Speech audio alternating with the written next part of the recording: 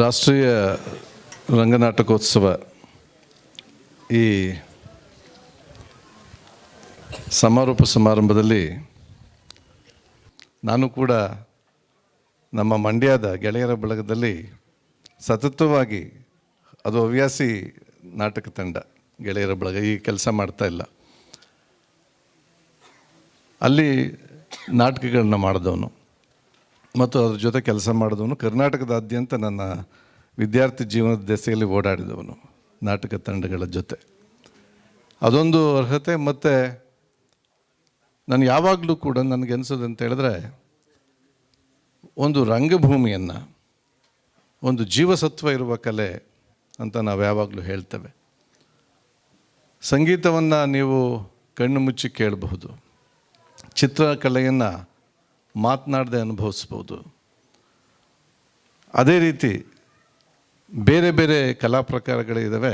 ಅದಕ್ಕೆ ನಮ್ಮ ಪಂಚೇಂದ್ರಿಯಗಳಲ್ಲಿ 2-3 ತೊಡಗಿಸ್ಕೊಂಡು ಅನುಭವಿಸ್ಬೋದು. ಆದರೆ ನಾಟಕ ಕಲೆ ಹಾಗಲ್ಲ. ಒಬ್ಬ ನಟ ತನ್ನ ಪ್ರೇಕ್ಷಕ ಇವನ ನಡುವೆ ಒಂದು ಜೀವಂತ ಸೇತುವೆಯೊಂದನ್ನು ಸತತವಾಗಿ ಅದು ಕಡಿಯಬಾರದಂತೆ ನಿರ್ಮಾಣ ಮಾಡ್ತಾನೆ ಇರಬೇಕಾಗ್ತದೆ, ಲೈವ್ ಜೀವಂತವಾಗಿ. ಅದು ಭಾಳ ದೊಡ್ಡ ಸವಾಲು. ಆ ಸವಾಲನ್ನು ಹವ್ಯಾಸಿ ರಂಗ ಕಲಾವಿದರು ಎದುರಿಸುವ ರೀತಿ ಬೇರೆ. ಅದನ್ನು ಕಪ್ಪಣ್ಣ ಅವರು ಸೂಚ್ಯವಾಗಿ ಹೇಳಿದ್ದಾರೆ ಮತ್ತು ಟೀಕಾತ್ಮಕವಾಗಿಯೂ ಕೂಡ ಹೇಳಿದ್ದಾರೆ. ಆದರೆ ರಂಗಭೂಮಿಯನ್ನೇ ವೃತ್ತಿಯನ್ನು ಮಾಡಿಕೊಂಡು ರಂಗಭೂಮಿಯನ್ನು ತನ್ನ ಬದುಕು, ರಂಗಭೂಮಿ ತನಗೆ ಎಲ್ಲ ಅಂತ ಬದುಕೋದಿದೆಯಲ್ಲ, ಅದಕ್ಕೆ ಅಸಾಧ್ಯವಾದ ಧೈರ್ಯ ಬೇಕು ಮತ್ತು ಆ ಕಲೆಯ ಬಗ್ಗೆ ಅಸಾಧ್ಯವಾದ ಶ್ರದ್ಧೆ ಇರಬೇಕು, ಪ್ಯಾಷನ್ ಇರಬೇಕು. ಇವತ್ತು ಶ್ರೀ ಕೊಟ್ರೇಶ್ ಅವರು ಮತ್ತು ಶ್ರೀಮತಿ ಪುಷ್ಪಮಾಲಾ ಅವರು ಮಾತನಾಡ್ತಾ ಇದ್ದಾಗ ನನಗೆ ಅನ್ನಿಸ್ತು, ಇವರಿಗೆ ಈ ಒಳಗಿನ ಜೀವಸತ್ವ ಹೇಗೆ ಬಂತು. ಈಗ ನಾನೊಬ್ಬ ಅಧಿಕಾರಿ ಇದ್ದೇನೆ. ಇವತ್ತು ಕೂಡ ಒಂದು ದೊಡ್ಡ ಚಾಲೆಂಜ್ ಏನಂತ ಹೇಳಿದ್ರೆ, ನಮ್ಮ ವೃತ್ತಿಗೆ ಧಕ್ಕೆ ಆಗುವಂಥ ಯಾವುದೇ ಒಂದು ನಿರ್ಧಾರವನ್ನು ಕಾನೂನು ಚೌಕಟ್ಟಿನೊಳಗಡೆ ಮಾಡೋದಕ್ಕೆ ಸಾಧ್ಯ ಇಲ್ಲದಿರುವಂಥ ಪರಿಸ್ಥಿತಿಯಲ್ಲಿದ್ದೇವೆ ನಾವು. ಅಂಥ ಸಂದರ್ಭದಲ್ಲಿ ಒಬ್ಬ ಕಲಾವಿದ ತನ್ನ ವೃತ್ತಿಯನ್ನು ಅದು ಕಾನ್ಫಿಡೆನ್ಸ್, ಆತ್ಮವಿಶ್ವಾಸ ಅಂತ ಜೀವಸತ್ವ ಎಲ್ಲಿಂದ ಬರುತ್ತೆ ಮತ್ತು ಆ ಜೀವಸತ್ವವನ್ನು ಉಳಿಸ್ಕೊಂಡು ಇಂಥ ಕಲೆಯನ್ನು ಹೇಗೆ ಉಳಿಸ್ಕೊಳ್ಬೇಕು ಅನ್ನುವುದು ದೊಡ್ಡ ಚಾಲೆಂಜ್. ಅದನ್ನು ರಂಗಾಯಣ ಶೋಧಿಸುತ್ತೆ ಅಂತ ನಾನು ಅಂದ್ಕೊಂಡಿದ್ದೇನೆ. ಇಲ್ಲದೆ ಹೋದರೆ ಇವತ್ತು 5 ದಿವಸದ ಸಣ್ಣ ಕೂಸಾಗಿ ರಂಗಭೂಮಿಯನ್ನು ಪ್ರವೇಶ ಮಾಡಿದ ಶ್ರೀಮತಿ ಪುಷ್ಪಮಾಲಾ ಅವರು, ಶ್ರೀ ಕೊಟ್ರೇಶ್ ಅವರು ನಾಗಲಿಂಗೇಶ್ವರನ ಆ ಸಂಭಾಷಣೆಯಲ್ಲಿ ಏನು ಹೇಳಿದ್ರು, ನಾನು ಸಮಗಾರ ಭೀಮವನ ಓದಿದ್ದೇನೆ, ಶಿವಪ್ರಕಾಶರ ಕಾವ್ಯದಲ್ಲಿ ಓದಿದ್ದೇನೆ, ಶಿವಪ್ರಕಾಶರ ಕಾವ್ಯದಲ್ಲಿ. ಆದರೆ ಇವತ್ತು ಅವರು ಹೇಳಿದಂಥ ಆ ಇಡೀ ಘಟನೆ, ಅದನ್ನು ಕಟ್ಟಿಕೊಡುವ ರೀತಿ ಇದೆಯಲ್ಲ ಆ ಸಂಭಾಷಣೆಯಲ್ಲಿ, ಅಂಥ ಜೀವಸತ್ವ ಎಲ್ಲಿಂದ ಬಂತು? ಇಂಥ ಪ್ಯಾಷನನ್ನು ನಾವು ನಮ್ಮ ಜನಸಮೂಹ ಕಾಪಾಡಿಕೊಳ್ಳುವಂಥ ಅವಶ್ಯಕತೆ ಇದೆ. ಒಂದು ಮಾತನ್ನು ಹೇಳಿದ್ರು ಶ್ರೀ ಕೊಟ್ರೇಶ್ ಅವರು, ರಂಗಭೂಮಿಯ ಸಮಸ್ಯೆ ಏನಾಯಿತು ಅಂತ ಹೇಳಿದ್ರೆ, ಜನರಿಗೆ ಬೇಕಾದದ್ದನ್ನು ಕೊಡ್ತಾ ಹೋದ್ವಿ, ಹೀಗಾಗಿ ಜಳ್ಳನ್ನು ಕೊಡ್ತಾ ಹೋದ್ವಿ ನಾವು. ಆದರೆ ಜನರಿಗೆ ನಾವೇನು ಕೊಡಬೇಕು ನಿರ್ಧಾರ ಮಾಡಿ ಒಬ್ಬ ಕಲಾವಿದ, ಒಂದು ರಂಗಭೂಮಿ ಅದನ್ನು ಕೊಡೋದು ಸಾಧ್ಯ ಆಗಿದ್ದರೆ ಇವತ್ತು ಈ ಪರಿಸ್ಥಿತಿ ಬರ್ತಾ ಇರಲ್ಲ ಅನ್ನೋ ಮಾತನ್ನು ಸಂಭಾಷಣೆಯಲ್ಲಿ ಶ್ರೀ ಬಸವರಾಜ್ ಬೆಂಗೇರಿಯವ್ರ ಜೊತೆ ಸಂಭಾಷಣೆಯಲ್ಲಿ ಹೇಳಿದರು ಅವರು. ಸತ್ಯವಾದ ಮಾತದು. ಒಬ್ಬ ಕಲಾವಿದನಿಗೆ, ಒಂದು ಸಂಘಟನೆಗೆ, ಕಲಾ ಸಂಘಟನೆಗೆ ಆ ಶಕ್ತಿ ಇರ್ತದೆ, ಅದನ್ನು ಮಾಡಬೇಕಾಗ್ತದೆ. ಒಂದು. ಎರಡನೇದು, ಬಹಳ ಇವತ್ತು ರಂಗಭೂಮಿ ಮಾತ್ರ ಇಂಥ ಸಮಸ್ಯೆಯನ್ನು ಎದುರಿಸ್ತಾ ಇಲ್ಲ, ಎಲ್ಲ ಕಲಾ ಪ್ರಕಾರಗಳಿಗೆ ಈ ಸಮಸ್ಯೆ ಎದುರಿಸ್ತಾ ಇದ್ದೇವೆ ನಾವು ಇವತ್ತು. ಉಗುರು ಕಣ್ಣು ಮಣ್ಣಾಗದ ಹಾಗೆ ಬದುಕುವ ರೀತಿ ನಮ್ಮನ್ನು ಮಣ್ಣಿನಿಂದ, ನಮ್ಮ ಭೂಮಿಯಿಂದ, ನಮ್ಮ ತಾಯಿಯಿಂದ, ನಮ್ಮ ಜೀವಸತ್ವಗಳಿಂದ ದೂರ ಮಾಡ್ತಾ ಇದೆ. ಈ ರೀತಿ ಮಾಡುವುದರಿಂದ ಮನುಷ್ಯ alienated man. A modern man is A alienated man. ಯಾರು ನಾವು ಆಧುನಿಕ ನಾಗರಿಕತೆ ಒಳಗಡೆ ಬದುಕ್ತಾ ಇದ್ದೀವಿ ಅಂತ ಹೇಳ್ತಾ ಇದ್ದೀವೋ, ನಾವು ಮನುಷ್ಯರಿದ್ದೇವೆ, ನಾವು ನಮ್ಮಿಂದ ದೂರ ಮಾಡ್ಕೊಂಡು ರೂಪಿಸ್ಕೊಳ್ಳುವ, ಬದುಕುವಂಥ ಸ್ಥಿತಿಗೆ ಬಂದುಬಿಟ್ಟಿದ್ದೇವೆ. ಇವತ್ತು ಲಂಡನ್ನಲ್ಲಿ, ಇವತ್ತು UK ಯಲ್ಲಿ ಅಥವಾ ಯುರೋಪ್ನಲ್ಲಿ ಒಂದು ದೊಡ್ಡ ಸಂಗೀತ ತಂಡ ಒಂದು ಸಂಗೀತವನ್ನೇ ಹಾಡ್ತಾ, ಒಂದು ಬ್ಯಾಲೆ ತಂಡ ಬ್ಯಾಲೆಯನ್ನೇ ಹಾಡ್ತಾ ಬದುಕ್ತಾ ಇದೆ ಅಂತ ಹೇಳಿದ್ರೆ ಕಪ್ಪಣ್ಣವ್ರು ಹೇಳ್ದಂಗೆ ಅದಕ್ಕೆ ಸರ್ಕಾರಗಳ ಕಾರಣ ಅಲ್ಲ, ಜನಸಮೂಹ ಕಾರಣ. ಜನಸಮೂಹ ಬಿದ್ದು ಬಂದು ಅಂಥ ಕಲಾವಿದರನ್ನು ನೋಡ್ತಾರೆ, ಅಂತ ಬ್ಯಾಲೆಯನ್ನು ನೋಡ್ತಾರೆ, ಅಂತ ಸಂಗೀತವನ್ನು ಕೇಳ್ತಾರೆ, ಅಂತ ಸಿಂಫೋನಿಯನ್ನು ಆರಾಧಿಸ್ತಾರೆ. ನಾವು ಅಂಥ ಸಮೂಹವನ್ನು ಹುಟ್ಟಾಕುವುದಕ್ಕೆ ಸಾಧ್ಯವೇ ಅನ್ನುವುದನ್ನು ನಾವು ಚಿಂತನೆ ಮಾಡಬೇಕು. ಇಲ್ಲ ಅಂತ ಹೇಳಿದ್ರೆ ಎಷ್ಟು ದಿವಸ ನಾವು ಈ ರೀತಿಯ ಒಂದು ಸರ್ಕಾರದ ಬೆಂಬಲದಿಂದ ಒಂದು ಕಲಾ ಪ್ರಕಾರವನ್ನು ಉಳಿಸ್ಕೊಳ್ಳೋದಕ್ಕೆ ಸಾಧ್ಯ ಅನ್ನುವುದನ್ನು ನಾವು ಆಲೋಚನೆ ಮಾಡಬೇಕು. ಖಂಡಿತ ಸರ್ಕಾರದ ಬೆಂಬಲ ಬೇಕು, ಆದರೆ ಜನಸಮೂಹವೇ ಅದನ್ನು ತನ್ನ ಕೈಗೆ ತೆಗೆದುಕೊಂಡು ಅಂಥ ಕಲಾ ಪ್ರಕಾರ ಬಹಳ ನಮಗೆ ಅವಶ್ಯಕ ಅಂತ ಅನ್ನಿಸದೆ ಹೋದರೆ, ಒಂದಂತೂ ತಿಳ್ಕೊಳ್ಳಿ, ಯಾವುದೇ ಕಲಾ ಪ್ರಕಾರ ನಾವು ಅಂದ್ಕೊಂಡಿದ್ದೇವೆ ನಾಗರಿಕತೆ ಅಂತ ಹೇಳಿದ್ರೆ, ನಾಗರಿಕ ಸೌಲಭ್ಯಗಳಿದ್ದರೆ ಅದು ನಾಗರಿಕತೆ. ಒಂದು ಒಳ್ಳೆಯ ಬಸ್ಸು, ಒಂದು ಒಳ್ಳೆಯ ರಸ್ತೆ, ಒಂದು ಒಳ್ಳೆಯ ಆಸ್ಪತ್ರೆ, ಒಂದು ಒಳ್ಳೆಯ ಉಚ್ಚಾಸ್ಪತ್ರೆ, ಇವೆಲ್ಲ ಇದ್ದರೆ ಅದು ನಾಗರಿಕ ಸಮಾಜ ಅಂತ ನಾವು ಅಂದ್ಕೊಂಡಿದ್ದೇವೆ. ತುಂಬ ಉಚ್ಚಾಸ್ಪತ್ರೆಗೂ ತುಂಬ ಡಿಮಾಂಡ್ ಇದೆ ಈಗ. ಆದ್ದರಿಂದ ಅದನ್ನು ನಾವು ನಾಗರಿಕ ಸೌಲಭ್ಯಗಳಿದ್ದರೆ ಅದು ನಾಗರಿಕತೆಯ ಒಂದು ಉಚ್ಛ್ರಾಯ ಸ್ಥಿತಿ ಅಂತ ಭಾವನೆ ಮಾಡಿದ್ದೇವೆ. ಸತ್ಯ ಅದು ನಾಗರಿಕ ಸೌಲಭ್ಯ ಬೇಡ ಅಂತ ಯಾರೂ ಹೇಳಲ್ಲ. ಆದರೆ ನಾಗರಿಕತೆಯ ಗುಣಮಟ್ಟವನ್ನು ಅಳಿಯತಕ್ಕಂಥದ್ದು ಅಲ್ಲಿರ್ತಕ್ಕಂತಹ, ಅಲ್ಲಿ ಜೀವಿಸ್ತಕ್ಕಂಥ ಸಾಂಸ್ಕೃತಿಕ ಮೌಲ್ಯಗಳಿಂದ ಮಾತ್ರ. ಇವತ್ತು ನೀವೆಲ್ಲೇ ಹೋಗಿ ಪ್ರಪಂಚದಾದ್ಯಂತ ಎಲ್ಲಿ ಜನಸಮೂಹ ತಮ್ಮ ಸಾಂಸ್ಕೃತಿಕ ಮೌಲ್ಯಗಳನ್ನು, ತಮ್ಮ ಅಸ್ಮಿತೆಯನ್ನು, ಐಡೆಂಟಿಟಿಯನ್ನು ಉಳಿಸ್ಕೊಳ್ಳುವುದಕ್ಕೋಸ್ಕರ ತನ್ನ ಕಲಾ ಪ್ರಕಾರಗಳನ್ನು, ತನ್ನ ಭವನಗಳನ್ನು ಹೇಳುವುದಕ್ಕೆ ತನ್ನ ಕಲಾ ಪ್ರಕಾರಗಳನ್ನು ಉಪಯೋಗಿಸ್ಕೊಳ್ತಾ ಇದೆಯೋ ಅಂಥ ಜನಸಮೂಹ ಜೀವಂತವಾಗಿದೆ, ಅಂಥ ಜನಸಮೂಹ ವೈಬ್ರೆಂಟ್ ಆಗಿದೆ, ಅಂಥ ಜನಸಮೂಹ ಸ್ಪಂದಿಸುತ್ತೆ, ಬೇರೆಯವರಿಗೆ ಸ್ಪಂದಿಸುತ್ತೆ, ತನ್ನ ಜನರಿಗೆ ಸ್ಪಂದಿಸುತ್ತೆ, ಕಷ್ಟ ಸುಖಗಳಿಗೆ ಸ್ಪಂದಿಸುತ್ತೆ, ತನ್ನ ಸುತ್ತಮುತ್ತಲಿನ ಪರಿಸರ, ಕಾಡು ಮೇಡು, ಹಕ್ಕಿ ಪಕ್ಷಿಗಳಿಗೆ ಸ್ಪಂದಿಸುತ್ತೆ.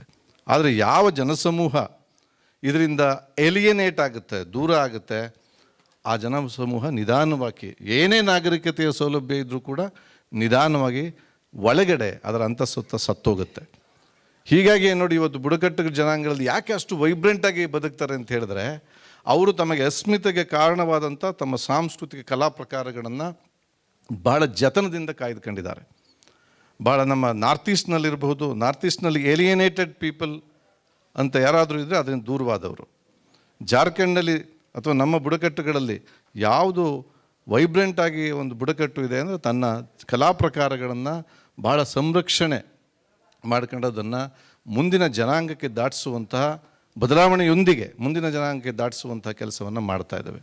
ಹೀಗಾಗಿ ಇವತ್ತು ರಂಗಭೂಮಿ ಉಳಿಬೇಕು ಅಂತ ಹೇಳಿದ್ರೆ ರಂಗಭೂಮಿಗೆ ಮಾತ್ರ ರಂಗಭೂಮಿ ಉಳಿಬೇಕಾಗಿಲ್ಲ, ನಮಗೋಸ್ಕರ, ನಮ್ಮ ಹೃದಯವನ್ನು ತೇವವಾಗಿರಿಸುವುದಕ್ಕೋಸ್ಕರ, ನಮ್ಮ ಸಾಂಸ್ಕೃತಿಕ ಮೌಲ್ಯಗಳನ್ನು, ನಮ್ಮ ನಾಗರಿಕತೆಯ ಗುಣಮಟ್ಟವನ್ನು ಹೆಚ್ಚಿಸುವುದಕ್ಕೋಸ್ಕರ ರಂಗಭೂಮಿ ಉಳಿಬೇಕಾಗಿದೆ.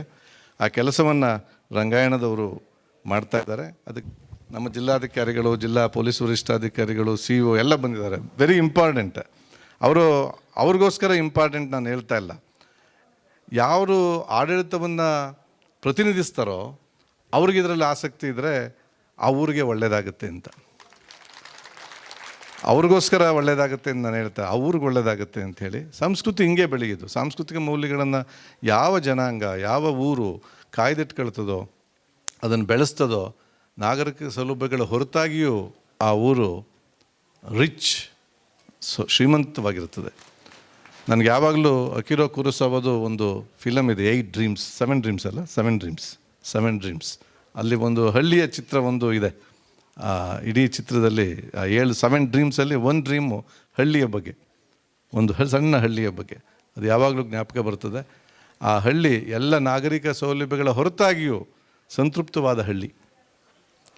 ಹಾಗೆ ನಾವು ನಮಗೋಸ್ಕರ ರಂಗಭೂಮಿಯನ್ನು ಕಾಯ್ದುಕೊಳ್ಳಬೇಕಾಗಿದೆ. ರಂಗ ಕಲಾವಿದರಿಗೋಸ್ಕರ ರಂಗಭೂಮಿಯನ್ನು ಕಾಯ್ದುಕೊಳ್ಳೋದು ಬೇರೆ, ಆದರೆ ನಮಗೋಸ್ಕರ ರಂಗಭೂಮಿಯನ್ನು ಕಾಯ್ದುಕೊಳ್ಬೇಕಾಗಿದೆ, ಇಂಥ ಕಲಾ ಪ್ರಕಾರಗಳನ್ನು ಕಾಯ್ದುಕೊಳ್ಬೇಕಾಗಿದೆ. ಈ ಕೆಲಸವನ್ನು ನಾವೆಲ್ಲ ಸೇರಿ ಮಾಡೋಣ ಅಂತ ಹೇಳಿ ನನ್ನನ್ನು ಕರೆದು ಇಲ್ಲಿ ಮಾತನಾಡಲಿಕ್ಕೆ ಅವಕಾಶ ಮಾಡಿಕೊಟ್ಟ ಎಲ್ಲ ಸ್ನೇಹಿತರಿಗೆ ನಮಸ್ಕರಿಸಿ ನನ್ನ ಮಾತನ್ನು ಮುಗಿಸ್ತೇನೆ. ನಮಸ್ಕಾರ. ನಮ್ಮ ಈ ರಾಷ್ಟ್ರೀಯ ವೃತ್ತಿರಂಗೋತ್ಸವ ಕಾರ್ಯಕ್ರಮದ ಅಂಗವಾಗಿ ಒಂದು ರಂಗಚಿತ್ರಕಲಾ ಶಿಬಿರವನ್ನು ಹಾಗೆ ಸ್ಪರ್ಧೆಯನ್ನು ಕೂಡ ಏರ್ಪಡಿಸಿದ್ವಿ. ಅದರಲ್ಲಿ ವಿಜೇತರಾದಂತಹ 3 ಜನಕ್ಕೆ ನಾವು ಈ ದಿವಸ ಇದೇ ವೇದಿಕೆಯಲ್ಲಿ ಬಹುಮಾನ ವಿತರಣೆ ಮಾಡ್ತಾ ಇದ್ದೇವೆ. ಹಾಗೆ ಮೊದಲನೇ ಬಹುಮಾನ ಪಡೆದಿರುವಂತಹ ಸಬ್ರೀನ್ ತಾಜ್ KS ಅವರು ವೇದಿಕೆಗೆ ಆಗಮಿಸಿ ಪ್ರಮಾಣ ಪತ್ರವನ್ನು ಸ್ವೀಕರಿಸಬೇಕಾಗಿ ಕೇಳ್ಕೊಳ್ತಾ ಇದ್ದೇನೆ. ಹಾಗೆ ಎರಡನೇ ಬಹುಮಾನ ಪಡೆದಿರುವಂತಹ ಗಗನ KV ಅವರು ಕೂಡ ಗಗನ KV ಅವರು ಎರಡನೇ ಬಹುಮಾನ ವಿಜೇತರು. ಹಾಗೆ ಕೀರ್ತನಾ SL ಮೂರನೇ ಬಹುಮಾನ ಪಡೆದಿರುವಂತಹವರು. ಹಾಗೆ ಇದೇ ಸಂದರ್ಭದಲ್ಲಿ ನಮ್ಮ ಈ ರಂಗಾಯಣದ ಈ ರಂಗೋತ್ಸವದ ಲಾಂಛನ ಸ್ಪರ್ಧೆಯಲ್ಲಿ ವಿಜೇತರಾಗಿರುವಂತಹ ಚಿದಾನಂದಯ್ಯ ಅವರು ಕೂಡ ವೇದಿಕೆಗೆ ಆಗಮಿಸಬೇಕಾಗಿ ಕೇಳ್ಕೊಳ್ತಾ ಇದ್ದೇನೆ. ಉತ್ಸವದ ಲಾಂಛನ ಇದನ್ನು ಇದೇ ವಿದ್ಯಾರ್ಥಿ ಮಾಡಿದ್ದು. ಲಂಕೇಶ್ವರ ಕವಿತೆ ನನಗೆ ಭಾಳ ಇಷ್ಟ. ಯಾವತ್ತು ಲಂಕೇಶ್ವರ ಬರವಣಿಗೆ ಭಾಳ ಇಷ್ಟ. ತೇಜಸ್ವಿ ಎಷ್ಟು ಇಷ್ಟನೋ, ಕುವೆಂಪು ಎಷ್ಟು ಇಷ್ಟನೋ, ಲಂಕೇಶ್ವರ ಬರವಣಿಗೆ ಕೂಡ ಅಷ್ಟೇ ಇಷ್ಟ. ಮತ್ತು ನನ್ನ ಬಂಡಾಯದ ಸಾಹಿತಿ ಕೂಡ ಅಷ್ಟೇ ನನಗಿಷ್ಟ. ಅವ್ವ ನನ್ನವ್ವ ಫಲವತ್ತಾದ ಕಪ್ಪು ನೆಲ, ಅಲ್ಲಿ ಹಸಿರು ಪತ್ರದ ಹರವು, ಬಿಳಿಯಾವು ಹಬ್ಬ, ಸುಟ್ಟಷ್ಟು ಕಸುವು, ನೊಂದಷ್ಟು ಹಣ್ಣು, ಮಕ್ಕಳೊದ್ದರೆ ಅವಳ ಅಂಗಾಂಗ ಪುಳಕ, ಹೊತ್ತ ಬುಟ್ಟಿಯ ಇಟ್ಟು ನರಳಿ ಎದೆ ಮುಚ್ಚಿದಳು ತೆರೆಯದಂತೆ.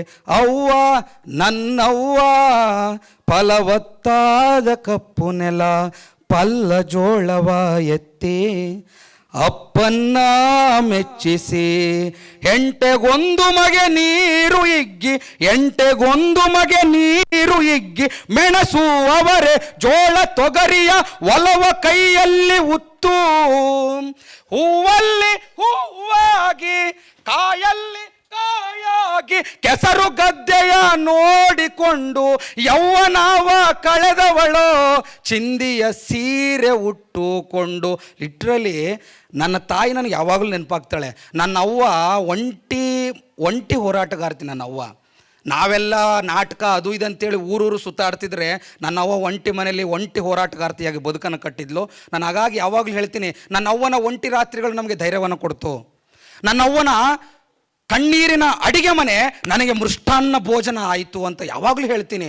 ಇಲ್ಲಿ ಎಷ್ಟೋ ಜನರಿಗೆ ನಿಮ್ಮ ತಾಯಂದಿರ ಕಣ್ಣೀರಿನ ಮೃಷ್ಟಾನ್ನ ಭೋಜನ ಆಗಿದೆ ನಿಮಗೆಲ್ಲರಿಗೂ. ಇಲ್ಲಿ ಎಷ್ಟೋ ಜನ ತಾಯಂದಿರ ಬೆವರ ಹನಿ ನಿಮಗೆ ಶಕ್ತಿಯನ್ನು ಕೊಟ್ಟಿದೆ, ನಿಮ್ಮ ರಕ್ತದ ಕಣಕಣಕ್ಕೆ ಹೋಗಿದೆ. ಇಲ್ಲಿ ಎಷ್ಟೋ ಜನರ ತಾಯಂದಿರ ಪ್ರತಿಯೊಂದು ಒಂಟಿ ರಾತ್ರಿಗಳು ನಿಮ್ಮ ಬದುಕನ್ನು ಕಟ್ಟಿದೆ ಅಂತ ನಾನು ಭಾವಿಸ್ತೀನಿ ಅಂತ ಹೇಳ್ತಾ, ಮತ್ತು ಕಡ್ಕೊಳ್ಳೋರಿಗೆ ನಿಜವಾಗ್ಲೂ ಭಾಳ ಅದ್ಭುತವಾದ ನಾಟಕೋತ್ಸವ ಇದು. ಒಂದು ರಂಗಭೂಮಿಯ ಆಡಿಯನ್ಸ್ನ ರೀಕ್ರಿಯೇಟ್ ಮಾಡ್ತಾ ಇದ್ರಿ, ಒಂದು ನಾಟಕಗಳನ್ನು ರೀಕ್ರಿಯೇಟ್ ಮಾಡ್ತಾ ಇದ್ರಿ, ನೋಡುವಂಥ ವಾತಾವರಣ ಮತ್ತೆ ಮತ್ತೆ ಮತ್ತೆ ಹೊಸದಾಗಿ ಕಟ್ತಾ ಇದ್ದೀರಿ. ಹಾಗಾಗಿ ನಿಮ್ಮ ಮತ್ತು ರವಿಚಂದ್ರನ್ ಅವರ ಜೋಡೆತ್ತುಗಳಂಗೆ ಕರೆಕ್ಟಾಗಿ ಕೆಲಸ ಮಾಡ್ಕೊಂಡು ಹೋಗಿರಿ ಅಂತ ಹೇಳ್ತಾ ಧನ್ಯವಾದಗಳು, ನಮಸ್ಕಾರ. ನಾನು ಬಂದು 6 ತಿಂಗಳಾಯಿತು.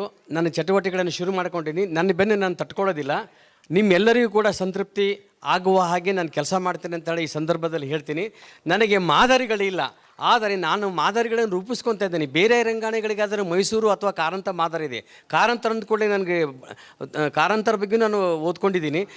ಇವತ್ತೇನು ಈ ಒಂದು ನಾಟಕ ಆಡ್ತಿದಾರಲ್ಲ, ಅಲ್ಲಿ 3-4 ಬಾರಿ ಅಲ್ಲಿ ಹೈದರಾಬಾದ್ಗೆ ಹೋಗಿ ಸುರ್ಬಿಯಲ್ಲಿ ಇದು ಮಾಡಿ ಅವರಿಗೆ ಪ್ರಾತ್ಯಕ್ಷಿಕೆಗಳಿಗೆ ನಡೆಸಿಕೊಟ್ಟರು, ಟ್ರೈನಿಂಗ್ ಕೊಟ್ಟಿರ್ತಕ್ಕಂಥ ಅವ್ರ ಫೋಟೋಗಳನ್ನು ಅಲ್ಲಿ ಹಾಕಿದ್ದೀವಿ.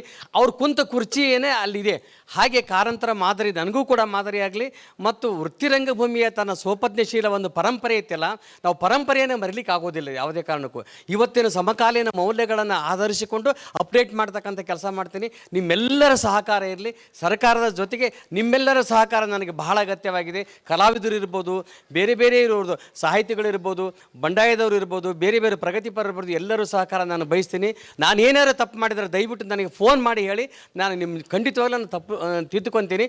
ಇನ್ನೂ 2.5 ವರ್ಷದಲ್ಲಿ ನಾನು ಕೆಲಸ ಮಾಡಲಿಕ್ಕೆ ಅವಕಾಶ ಕೊಡಿ ಅಂತೇಳಿ ನಮಸ್ಕಾರ ಹೇಳ್ತೀನಿ. ಸಾಕು.